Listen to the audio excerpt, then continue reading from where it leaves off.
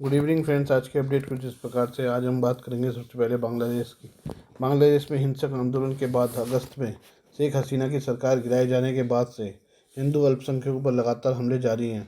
अब कट्टर इस्लामिक समूह खुलेआम हिंदुओं को पकड़कर टॉर्चर करने और उन्हें मार डालने की धमकी दे रहे हैं।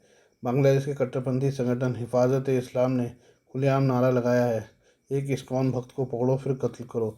भारत में निर्वासन में रह रही बांग्लादेशी लेखिका तस्लीमा नसरीन ने एक्स प्लेटफॉर्म पर एक पोस्ट में जानकारी दी है। तस्लीमा नसरीन ने लिखा, चटगांव स्थित समूह हिफाजत इस्लाम ने इस्कॉन पर प्रतिबंध का आह्वान किया है। हिफाजत इस्लाम ने आतंकवाद की बात की है। वे इस्कॉन के सदस्यों को मानना चाहते हैं। क्या इस्कॉन आतंकवादी संगठन है कि उसे प्रतिबंधित किया जाना चाहिए?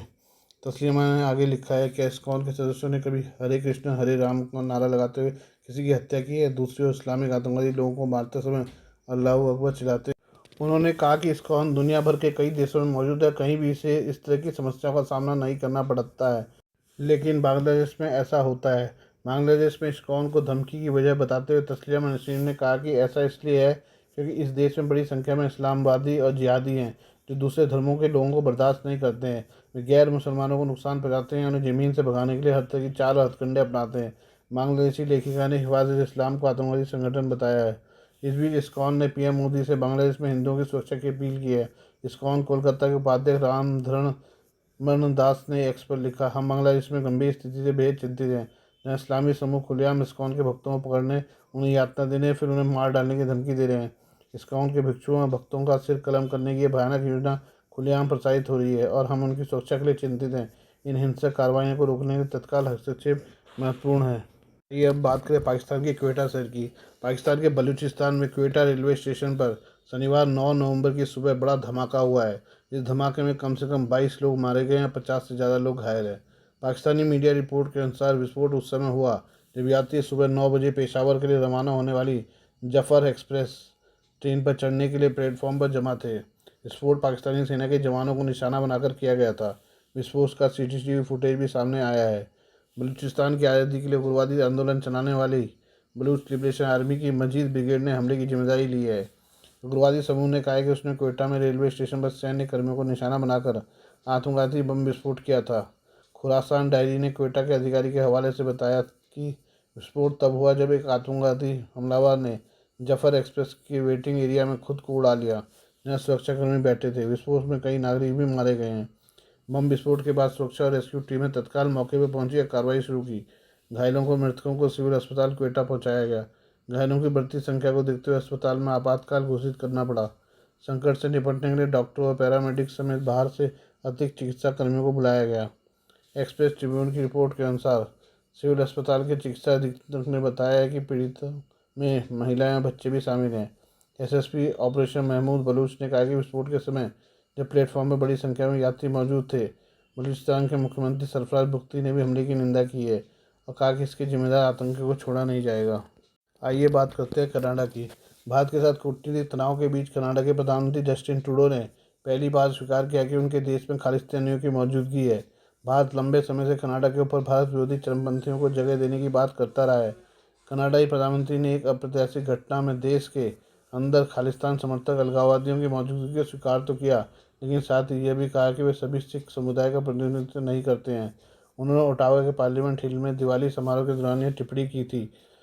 ट्रूडो ने कहा, कनाडा में खालिस्तान के कई समर्थक हैं, लेकिन वे समूचे सिख समुदाय का प्रतिनिधित्व नहीं करते हैं।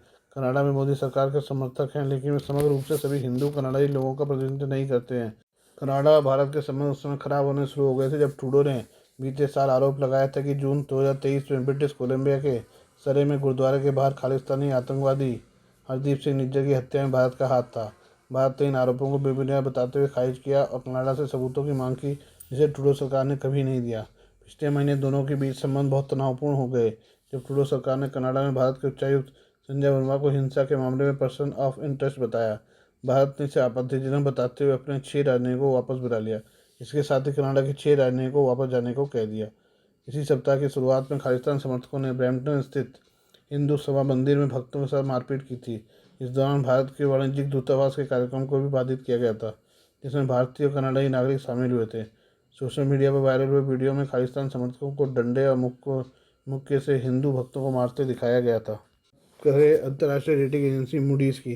अंतर्राष्ट्रीय रेटिंग एजेंसी मूडीज़ ने कहा कि डोनाल्ड ट्रंप के राष्ट्रपति का पदभार संभालने के बाद चीन से व्यापार और निवेश प्रवाह कम हो सकता है, क्योंकि अमेरिका रणनीतिक क्षेत्रों में निवेश को सख्त कर रहा है। हालांकि इस बदलाव से भारत और आसियान देशों को फायदा हो सकता है। ट्रंप की विदेश नीति के बारे में मूडीज़ ने कहा कि एशिया प्रशांत क्षेत्र में व्यापार और निवेश प्रवाह चीन से और दूर हो सकता है, क्योंकि अमेरिका रणनीतिक क्षेत्रों में निवेश को सख्त कर रहा है। इसका चीन की अर्थव्यवस्था पर नकारात्मक प्रभाव पड़ेगा और परिणामस्वरूप क्षेत्रीय विकास में कमी आएगी। हालांकि अमेरिकी नीति में इस बदलाव से भारत और आसियान देशों को लाभ हो सकता है। अमेरिकी चीन के बीच निरंतर ध्रुवीकरण से क्षेत्र में भू राजनीतिक विभाजन बढ़ने का भी खतरा है, जो सेमीकंडक्टर को वैश्विक आपूर्ति में खलल डाल सकता है। अमेरिकी राष्ट्रपति चुनाव को लेकर मूडीज़ ने एक बयान में कहा कि ट्रंप के अमेरिकी राष्ट्रपति का पदभार संभालने के बाद मौजूदा नीतियों में व्यापक बदलाव आने की उम्मीद है।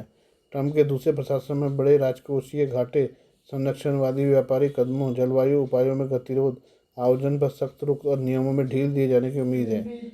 इनका मकसद अनधिकृत आयोजन को कम करना और योग्यता के आधार पर वैध आयोजन को प्राथमिकता देना है। हालांकि आयोजन नीतियों में सख्ती से कृषि, खुदरा, आतिथ्य, निर्माण और स्वास्थ्य सेवा जैसे क्षेत्रों में श्रमिकों की कमी हो सकती है। मूडीज ने कहा है कि यूरोप में यूक्रेन के लिए अमेरिका के घटते समर्थन से यूरोपीय सरकारों का राजकोषीय बोझ बढ़ सकता है, क्योंकि सरकारें शुरू में अमेरिकी समर्थन की भरपाई करने का प्रयास करेंगी। नाटो से अमेरिका के अलग होने से रूस का हौसला बढ़ेगा और यूरोप में सुरक्षा जोखिम बढ़ेगा, जिससे नाटो की पूर्वी सीमा पर स्थित देश सबसे अधिक खतरे में पड़ जाएंगे। इसके अलावा प्रस्तावित व्यापक टैरिफ और अमेरिका चीन तनाव से क्षेत्र के व्यापारिक साझेदारों को नुकसान पहुंचने की संभावना है, लेकिन इससे यूरोप को अपनी सापेक्ष नीति स्थिरता के कारण अधिक आकर्षक निवेश गंतव्य बनाकर अप्रत्यक्ष रूप से लाभ हो सकता है। Please do like, share and subscribe this channel of my news, views and analysis by Prakash.